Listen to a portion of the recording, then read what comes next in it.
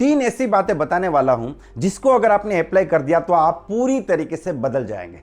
दोस्तों, जिंदगी एक दिन में नहीं बदलती, लेकिन एक दिन जरूर बदलती है। वो बदलाव की शुरुआत आज हो सकती है। इन 3 बातों को अपनी जिंदगी में उतार के आप अपने जीवन में बदलाव की शुरुआत कर सकते हैं। इस वीडियो को सिर्फ मत देखिए, इसके साथ डायरी लेके बैठिए और इस वीडियो के बाद भी अकेले बैठिए और खुद चिंतन कीजिए कि इन चीजों को मैं अपनी जिंदगी में कैसे अप्लाई कर सकता हूं। ये वीडियो बड़ा ही खास है, इसे ध्यान से देखिए और पूरा देखिए।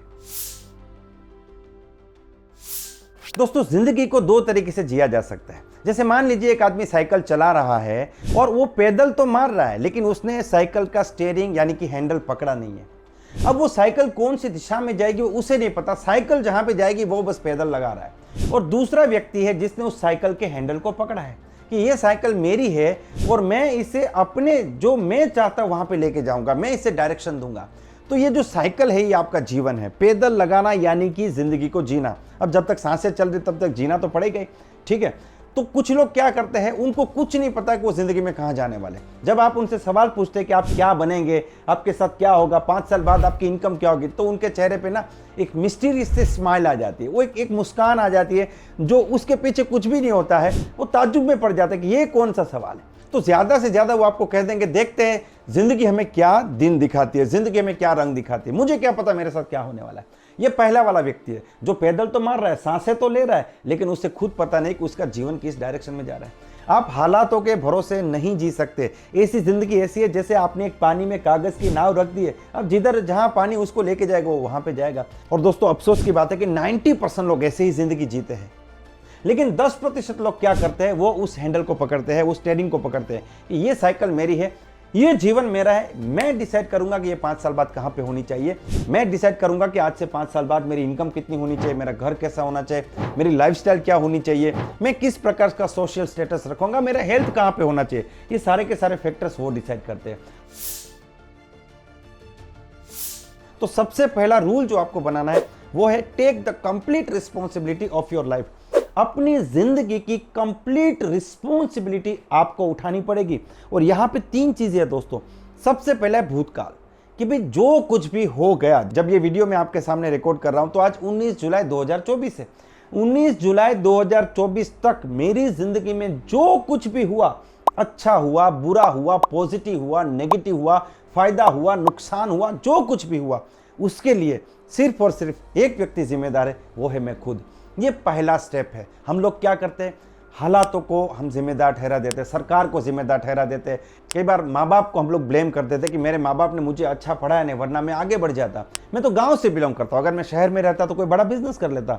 ये सारी चीज़ें बहुत आसान है और 90% लोग ये काम करते हैं और ये बड़ा आसान हो जाता है अपनी गलतियों से छूटने के लिए। लेकिन दोस्तों, आज के बाद आपको इसको सबसे पहले देखिए, ये जो बात मैं आपको बता रहा हूँ ना, इसको सिर्फ वीडियो की तरह सुन मत लीजिए। आप शांति से बैठिए और मनन कीजिए, चिंतन कीजिए कि हाँ, ये बात बिल्कुल सही है। आज तक जो कुछ भी हुआ मेरी जिंदगी में उसके लिए मैं जिम्मेदार हूँ। और ये मानना बड़ा आसान हो जाता है जब पॉजिटिव चीजें होती है। जैसे कि मैं 1 लाख रुपया कमा रहा हूँ, उसके लिए मैं जिम्मेदार हूँ। आज मैंने 1 करोड़ का घर बनाया, उसके लिए मैं जिम्मेदार हूँ। मेरे पास ये गाड़ी, उसके लिए मैं जिम्मेदार हूँ। तो ये मानना बड़ा आसान हो जाता है आपके लिए। लेकिन आज मेरे पर 10 लाख का कर्जा है, नहीं, इसमें लिए मैं जिम्मेदार नहीं हूँ, ये ऐसा हो गया इसीलिए हो गया, मैं बड़ा दुखी हूँ, मैं जिम्मेदार हूं, ये मानना बड़ा मुश्किल है। मेरे ऊपर 10 लाख का कर्जा हो गया, ये मानना बड़ा मुश्किल है। लेकिन अच्छी जो चीजें हुई उसके लिए हम लोग मान लेते हैं। लेकिन मैं आपसे कहना चाहता हूं, सबसे पहले इसको मानना पड़ेगा, जो कुछ भी हुआ अभी तक उसके लिए आप खुद जिम्मेदार है। ब्लेम गेम से आपको सबसे पहले निकलना है। दूसरा पार्ट है, जो कुछ हो रहा है अभी उसके लिए भी आप ही जिम्मेदार है, क्योंकि आपके पास एक आजादी है। कर्म करने का जो सिद्धांत है वो आपको काम करने की आज़ादी देते, मेहनत करने का आज़ादी देता है। उसके बाद भी अगर आप मेहनत नहीं कर पा रहे, काम नहीं कर पा रहे, तो कहीं ना कहीं इसमें आपकी गलती है। तो आपको इसे भी मानना पड़ेगा कि जो कुछ हो रहा है उसके लिए भी मैं ही जिम्मेदार हूँ। और तीसरी और सबसे बड़ी बात, मेरी जिंदगी में जो कुछ होगा, अगले 5 साल में जो कुछ होगा, 3 साल में जो कुछ होगा, मैं कैसी गाड़ी में घूमूंगा, कैसे घर में रहूंगा, मेरी इनकम क्या होगी, मेरा स्टेटस क्या होगा, ये सब कुछ के लिए मैं ही जिम्मेदार रहने वाला हूं। मैं किसी को ब्लेम नहीं कर पाऊंगा। 5 साल बाद भी 2024 चल रहा है, 2029 में अगर मैं दुखी रहूंगा तो मैं जिम्मेदार रहूंगा। ये चीज आपको माननी पड़ेगी। तो ये रिस्पॉन्सिबिलिटी जो उठाना है, ये सबसे पहला स्टेप है। मुझे लगता है इसके बिना सफलता की कोई भी शुरुआत, कोई भी जर्नी यहाँ पे शुरू नहीं होगी। इसको आपको सबसे पहले अपने माइंड में सेट करना है। Second rule, and that is set the direction of your life. दोस्तों अपने जीवन की एक डायरेक्शन तय करना बहुत ज्यादा जरूरी है। जितने भी लोग दुनिया में कामयाब हुए वो एक डायरेक्शन में चले, वो सारे के सारे एक डायरेक्शन में नहीं चले, लेकिन वो सारे के सारे किसी ना किसी एक डायरेक्शन में चले। तो आपको अपने जीवन में ये अभी सेट कर लेना चाहिए कि आपको आगे जाके क्या करना है। आप ट्रायल एंड एरर पे नहीं जीत सकते। एक बहुत ही शानदार लाइन है दोस्तों, if you are running in a multiple direction that means you are not running in any direction. अगर आप बहुत सी दिशा में जा रहे हैं मतलब आप किसी भी दिशा में नहीं जा रहे, ग्रोथ नहीं होगा, आप वहीं के वहीं रहेंगे। दोस्तों आप जहां पे अभी खड़े हैं वहां से मान लीजिए कि 20 फुट आगे एक दीवार है, आपको उस दीवार तक पहुंचना है, तो शायद से आपको उस दीवार पे पहुंचने में 10 या 15 सेकंड लगेंगे। लेकिन हर कदम पे आप अपनी चलने की दिशा बदलते रहेंगे तो शायद ऐसा भी हो सकता है कि आप उस दीवार के पास से गुजर जाए और ऐसी कोई डायरेक्शन पकड़ ले जो उस दीवार से आपको दूर लेके जा रही हो। अब आप जितनी तेज गति से भागोगे उतनी तेज गति से आप अपने मकसद से दूर होते जाओगे, अलग होते जाओगे। तो जिंदगी में सही रास्ता तब मिलता है जब आप एक माइंडसेट करते हैं कि मुझे किसी एक डायरेक्शन में चलना है। आप दुनिया में जितने भी कामयाब लोग हैं उनको देख लीजिए, उन्होंने एक ही डायरेक्शन में चले। कई बार उनको असफलता मिली है, कई बार उन्होंने स्ट्रगल का सामना किया है, लेकिन उन्होंने उस डायरेक्शन को नहीं छोड़ा है। सचिन तेंदुलकर साहब को 100 सेंचुरी करने में बहुत समय लग गया था, लेकिन उन्होंने इधर उधर नहीं सोचा कि भाई मुझे तो ये करना ही करना है। तो वो बात बहुत ज्यादा जरूरी है। अमिताभ बच्चन जी की शुरुआत में कितनी फिल्में फ्लॉप गई थी, लेकिन उन्होंने ये नहीं सोचा कि भाई मैं क्रिकेटर बन जाता हूँ, मैं कुछ और कर लेता हूँ, मैं डायरेक्टर बन जाता हूँ, लेकिन उन्होंने उस बात को पकड़ के रखा कि मेरा पैशन जो है वो एक्टिंग का और मैं एक्टिंग करता रहूंगा। तो आपको अपने जीवन की एक डायरेक्शन सेट करना पड़ेगा कि मुझे इस डायरेक्शन में आगे बढ़ना है, और उस डायरेक्शन में अपनी जिंदगी के 5 साल 10 साल आपको देने पड़ेंगे, तब जाके उस डायरेक्शन में आप कुछ कर पाएंगे और अपनी जिंदगी में सफलता का मजा चख पाएंगे। Rule number 3, be the master of your field. अपने फील्ड का, अपने काम का मास्टर बनिए। देखिए मैं सीखने की बात नहीं कर रहा हूं, मैं मास्टर बनने की बात कर रहा हूं। यहां पे बड़ा फर्क है दोस्तों। देखिए आपको मैं एक सवाल पूछता हूं, क्या आप गाने गाते हैं? बिल्कुल गाने गाते हैं, मैं भी गाने गाता हूं, लेकिन हमको कोई 2 लाख रुपया देके बुलाएगा नहीं कि सर आइए गाना गाइए 2 लाख रुपया मिलेगा। आप भी क्रिकेट खेलते हैं, मैं भी क्रिकेट खेलता हूं, लेकिन हमें कोई IPL में नहीं बुलाएगा, हमें कोई इंडियन क्रिकेट टीम में नहीं बुलाएगा ना। What is the difference? Difference एक ही है कि हम लोग गाना गाते हैं और अरिजीत सिंह जो है वो मास्टर है, उसने मास्टरी हासिल की है। हम लोग क्रिकेट खेलते हैं, विराट कोहली मास्टर है, उसने मास्टरी हासिल की है।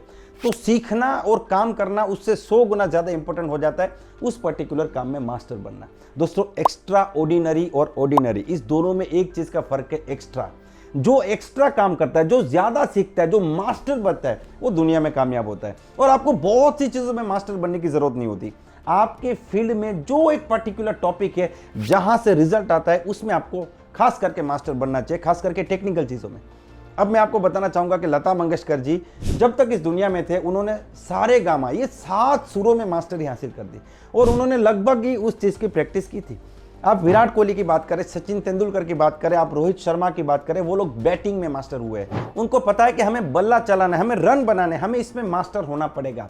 उनको बॉलिंग की चिंता नहीं है, वो कभी कभार बॉलिंग कर लेते ठीक है, लेकिन विकेट नहीं ले पाए, नहीं कर पाए, कोई बात नहीं भाई, आपका रोल क्या है, यहाँ पे आके रन बनाना, तो आपको उसमें मास्टरी हासिल करनी पड़ेगी।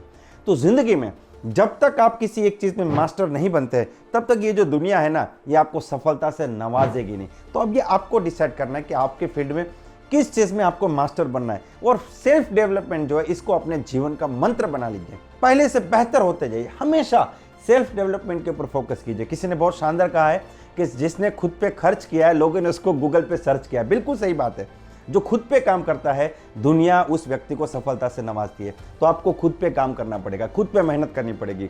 एक्स्ट्रा ऑर्डिनरी जिंदगी जीनी है तो एक्स्ट्रा लेके आना पड़ेगा, मास्टर होना पड़ेगा। आप जब बात करना शुरू करें, अगर आपका बोलने का बिजनेस है, तो आप जब बात करना शुरू करें तो लोग सुनना चाहे, ऐसे व्यक्ति बनिए। तो आपको अपने काम का मास्टर बनना बहुत ज्यादा जरूरी है।